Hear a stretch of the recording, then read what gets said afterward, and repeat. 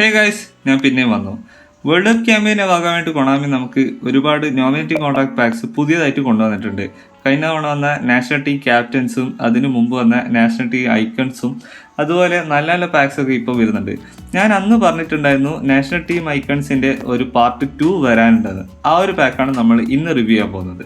അപ്പോൾ എങ്ങനെയാ, നേരെ വീഡിയോയിലേക്ക് പോകല്ലേ.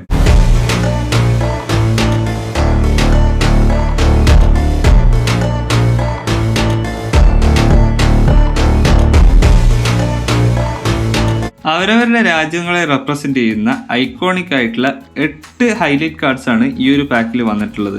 അപ്പോൾ നമുക്ക് ഓരോരുത്തരായിട്ട് സ്റ്റാറ്റ്സും ഡീറ്റെയിൽസും എടുത്ത് നോക്കാം.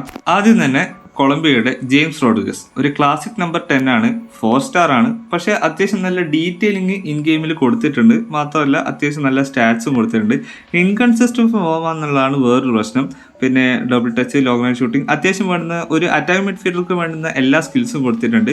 ഫിനിഷിങ്ങും അത്യാവശ്യം കുഴപ്പമില്ലാണ്ടെന്ന്. പിന്നെ അത്യാവശ്യം ബോൾ വിന്നിങ് എബിലിറ്റി ഉള്ള ഒരു EMF കൂടിയാണ്. സോ 4 സ്റ്റാർ നോമിനേറ്റിംഗ് കോൺട്രാക്ട് കയ്യിലുണ്ടെങ്കിൽ ട്രൈ ചെയ്ത് നോക്കുക. അടുത്തത് ഇറാൻ പ്ലെയർ ആയിട്ടുള്ള മെഹദി തരൈമി, ഒരു ഡീപ് ലൈൻ ഫോർവേഡ് ആണ്. അത്യാവശ്യം നല്ല രീതിയിൽ കളിക്കുന്ന ഒരു 4 സ്റ്റാർ ആയിട്ട് തന്നെയാണ് എനിക്ക് ഫീൽ ചെയ്തിട്ടുള്ളത്. ഫോമൊക്കെ അൺവേവറിംഗ് ആണ്. പിന്നെ വേണ്ടുന്ന ബേസിക് ആയിട്ടുള്ള എല്ലാ സ്കിൽസും കൊടുത്തിട്ടുണ്ട്. പിന്നെ ഡ്രിബിളിംഗ് സ്കിൽസ് കൊടുക്കുകയാണെങ്കിൽ അത്യാവശ്യം നല്ല രീതിക്ക് ഡ്രിബിൾ ചെയ്തും കളിപ്പിക്കാൻ പറ്റും. അത്യാവശ്യം ബാലൻസ് ഒക്കെ ഉള്ള ഒരു കാർഡാണ്. പിന്നെ അത്യാവശ്യം കിക്കിംഗ് പവറും കാര്യങ്ങളൊക്കെ ഈ ഒരു കാർഡിന് കൊടുത്തിട്ടുണ്ട്. നമുക്കൊരു ഗോൾ പൗച്ചറിനെ പോലെ അത്രയും പെർഫോമൻസ് കിട്ടുന്നില്ലെങ്കിലും ഒരു ഡീപ്പ് ലൈൻ എന്നുള്ള നിലക്ക് നോക്കുകയാണെങ്കിൽ ഡീസെൻ്റ് ആയിട്ടുള്ള ഒരു കാർഡാണ്. ഇനി 5 സ്റ്റാർ കാർഡ് എടുത്ത് നോക്കുകയാണെങ്കിൽ Ivan Perisic from Croatia, cross specialist ആണ്. അത്യാവശ്യം ക്രോസ് സ്പാമിങ് കാര്യങ്ങളൊക്കെ അല്ലെങ്കിൽ ഒരു fox in the box CF ഒക്കെ കളിപ്പിക്കുന്നവർക്ക് ഈ ഒരു കാർഡ് നല്ല രീതിക്ക് യൂസ്ഫുൾ ആവും. ആൾ കൊടുക്കുന്ന ക്രോസിനൊക്കെ ഒരു മിനിമം ക്വാളിറ്റി ഉണ്ട്. അൺവേവറിംഗ് ഫോമാണ്. 2 വീക്ക് ഫുട്ടും സ്ട്രോങ് ഫുട്ടൊക്കെ പക്കയാണ്. അത്യാവശ്യം വേണ്ട ഡ്രിബിളിംഗ് സ്റ്റാറ്റ്സും ഈ ഒരു കാർഡിന് കൊടുത്തിട്ടുണ്ട്. പക്ഷേ ഡ്രിബിളിംഗ് സ്കിൽസ് കൂടി കൊടുത്തു കഴിഞ്ഞാൽ ആ വിങ്ങിൽ കുറച്ചും കൂടി എഫക്റ്റീവ് ആവുള്ളൂ. ഡബിൾ ടച്ച്, ഫ്ലിപ്പ് ഫ്ലാപ്പ്, മത്സരിട്ടാണ് അതൊക്കെ കൊടുക്കുകയാണെങ്കിൽ കുറച്ചും കൂടി ബെറ്റർ ആയിട്ട് പെർഫോം ചെയ്യുന്നതായിട്ട് കാണുന്നുണ്ട്. പിന്നെ ഈ ഒരു ഔട്ട്വേർഡ് പ്ലേയിങ് സ്റ്റൈലൊക്കെ ആണെങ്കിൽ ഈ ഒരു കാർഡ് നല്ല രീതിക്ക് എഫക്റ്റീവ് ആവും. അടുത്തത് മിഗ്വൽ ആമറോൺ, ഒരു പ്രൊഫിക് വിങ്ങർ കാർഡാണ്. ഈ വേൾഡ് കപ്പിൽ ആദ്യമായിട്ട് പൊത്തി പിടിച്ചതിന് റെഡ് കാർഡ് കാണിച്ച പുള്ളിയാണ്. പക്ഷേ ആൾക്ക് അങ്ങനത്തെ ഒരു പ്രശ്നവും ഇൻ ഗെയിമിൽ ഇല്ല. അത്യാവശ്യം നല്ല രീതിക്ക് ഡ്രിബിൾ ചെയ്യുന്ന ഒരു കാർഡ് തന്നെയാണ്. മുമ്പ് ഞാൻ ഒരു പ്ലെയർ ഓഫ് ദി വീക്ക് ഈ ഒരു കാർഡിന് കളിപ്പിച്ചിട്ടുണ്ടായിരുന്നു. അതും അത്യാവശ്യം നല്ലൊരു പെർഫോമൻസ് അന്ന് തരുന്ന ഒരു കാർഡ് തന്നെയായിരുന്നു. ഇപ്പോൾ ഞാൻ കുറേ ആയി ആ ഒരു കാർഡ് കളിപ്പിച്ചിട്ടുണ്ട്. പക്ഷേ ആ ഒരു കാർഡിനോട് മാച്ച് ചെയ്ത് നിൽക്കുന്ന 31 വയസ്സുള്ള ഒരു കാർഡാണ്. എന്നാലും ഡീറ്റെയിലിങ്ങിന് അങ്ങനെ കുറവൊന്നും കൊടുത്തിട്ടില്ല. പിന്നെ ഫോമൊക്കെ സ്റ്റാൻഡേർഡ് ആണ്. അപ്പോൾ ഈ ഒരു കാർഡ് ഞാൻ റെക്കമെൻഡ് ചെയ്യുന്നില്ല. വേണമെങ്കിൽ നിങ്ങൾക്ക് ട്രൈ ചെയ്ത് നോക്കാമെന്ന് എനിക്ക് പറയാൻ പറ്റുള്ളൂ. അടുത്തത് പോർച്ചുഗൽ പ്ലെയർ ആയിട്ടുള്ള മത്യൂസ് ന്യൂനസ്, ആളൊരു ബോക്സ് ടു ബോക്സ് മിഡ്ഫീൽഡർ ആണ്. പുള്ളിയുടെ അറ്റാക്കിംഗ് ഫുൾ ബാക്ക് കാർഡ് ഞാൻ കളിപ്പിച്ചിട്ടുണ്ട്. ആ ഒരു കാർഡ് എനിക്ക് അത്രത്തോളം ഇഷ്ടപ്പെട്ടിട്ടില്ല. പക്ഷേ ഈ ഒരു കാർഡിലേക്ക് വരുന്ന സമയത്ത് ഒരു ബോക്സ് ടു ബോക്സിൻ്റെ ബോൾ വിന്നിങ് ഒന്നും എനിക്ക് കാണാൻ സാധിച്ചില്ല. പക്ഷേ ഒരു EMF ആയിട്ട് കളിപ്പിക്കുകയാണെങ്കിൽ അത്യാവശ്യം നല്ല ഫിനിഷിങ്ങും കാര്യങ്ങളും ഒക്കെ വരുന്നുണ്ട്. ഡ്രിബിളിങ് അത്ര മികച്ചതൊന്നുമല്ല, എന്നാലും ഒരു എബോ ആവറേജ് കളി നിങ്ങൾക്ക് അവിടെയും കിട്ടുന്നതാണ്. വേണ്ടുന്ന സ്കിൽസൊക്കെ കൊടുത്തിട്ടുണ്ട്. പിന്നെ ഡബിൾ ടച്ചോ മത്സരമാണോ അങ്ങനത്തെ എന്തെങ്കിലും കൊടുക്കുകയാണെങ്കിൽ കുറച്ചും കൂടി ബെനിഫിറ്റ് ആവും. സ്റ്റാൻഡേർഡ് ഫോമാണ് വരുന്നത്. സോ നിങ്ങൾക്ക് വേണമെങ്കിൽ ട്രൈ ചെയ്ത് നോക്കാം. അടുത്തത് പാവ്ലോവിക് ഫ്രം ജർമ്മനി. ഈ ഒരു പാക്കിൻ്റെ ഏറ്റവും വലിയ പ്രത്യേകത എന്ന് വെച്ച് കഴിഞ്ഞാൽ ഇതിൽ 2 ആങ്കർമാൻ കാർഡ് വരുന്നുണ്ട്. പക്ഷേ ഈ ഒരു കാർഡിന് ക്ലബ് അഫിനിറ്റി ഒന്നും കൊടുക്കാത്തതുകൊണ്ട് നിങ്ങൾക്ക് കോയിൻ ഇവൻസിൽ നിന്ന് അധികം യൂസ് ചെയ്യാൻ പറ്റില്ല. പക്ഷേ നല്ലൊരു ആങ്കർമാൻ ഇല്ലെങ്കിൽ ഈ ഒരു കാർഡ് ചൂസ് ചെയ്യാം. സ്റ്റാൻഡേർഡ് ഫോമാണ് വരുന്നത്. പക്ഷേ അത്യാവശ്യം നല്ല ഡീറ്റെയിലിങ്ങും വേണ്ടുന്ന സ്കിൽസും കാര്യങ്ങളൊക്കെ കൊടുത്തിട്ടുണ്ട്. മാൻ മാർക്കിങ് കൊടുത്തിട്ടില്ല. പിന്നെ സ്ലൈഡിങ് ടാക്കിളിൻ്റെ കുറവും കൂടിയുണ്ട്.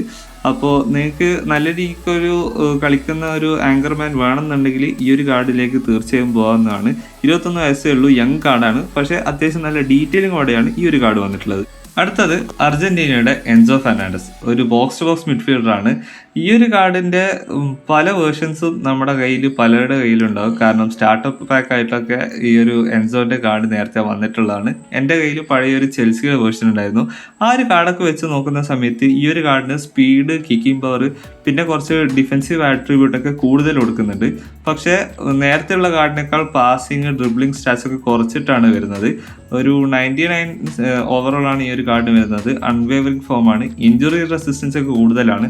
സോ നല്ലൊരു മിഡ്ഫീൽഡ് കാർഡ് തന്നെയാണ്. പക്ഷേ ബോൾ വിന്നിങ് എപ്പോഴും രണ്ടാമതൊരു പ്ലെയറിൻ്റെ സപ്പോർട്ട് വേണ്ടി വരുന്നുണ്ട് ഈ ഒരു കാർഡിന്.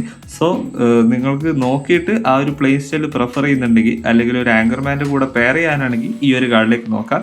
അല്ലെങ്കിൽ നിങ്ങളുടെ കയ്യിൽ നേരത്തെ ഉള്ള കാർഡ് ഉണ്ടെങ്കിൽ തീർച്ചയായിട്ടും ഈ ഒരു കാർഡ് സ്കിപ്പ് ചെയ്ത് കളയാവുന്നതാണ്. അവസാനമായിട്ട് ഈ ഒരു പാക്കിൽ ഏറ്റവും ഹൈലൈറ്റ് ആയിട്ട് കിടക്കുന്ന റോഡ്രിയുടെ ആങ്കർമാൻ കാർഡ്. ആങ്കർമാൻ എന്നുള്ള പ്ലേയിങ് സ്റ്റൈൽ എത്രത്തോളം മെറ്റാന്നുള്ളത് നമുക്ക് എല്ലാവർക്കും അറിയാം. എല്ലാ അക്കൗണ്ടിലും ഈ ഒരു കാർഡിൻ്റെ ആവശ്യം തീർച്ചയായിട്ടും ഉണ്ട്.